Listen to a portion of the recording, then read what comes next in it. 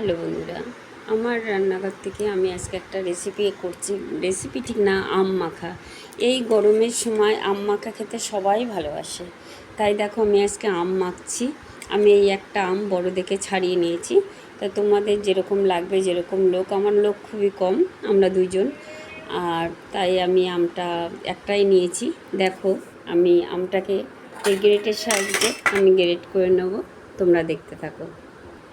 আমি পুরো আমটা দেখো ঘষে নিয়েছি।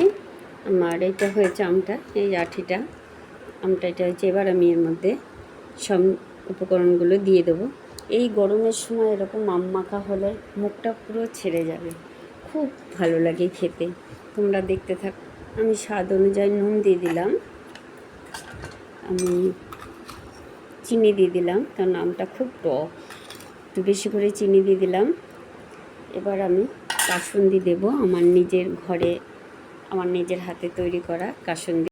আমার নিজের হাতে তৈরি করা কাসুন্দির কালারটা দেখো কি সুন্দর হয়েছে। এবার আমি এর মধ্যে একটা কাঁচা লঙ্কা দিয়ে দেবো, দিয়ে এটাকে খুব সুন্দর করে মেখে নেব। এত ভালো লাগে খেতে, মানে মুখ ছেড়ে যায়। এই সময় এই কাঁচা আম মাখা খেতে বেশি ভালো লাগে। যেমন গরম, প্রচণ্ড রোদ্দুর, দারুণ দারুণ লাগবে খেতে। কারা কারা ভালোবাসো আমাকে কমেন্ট করো।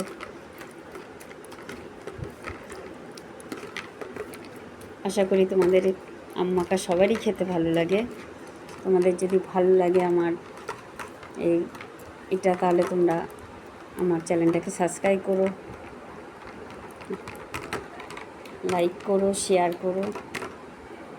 দারুণ হয়েছে খেতে, মুখ দিয়ে জল এসে যাচ্ছে। গরমের সময় এরকম খেয়ে দেখো। আজকে রাখি, আবার কালকে নিয়ে আসবো অন্য রেসিপি।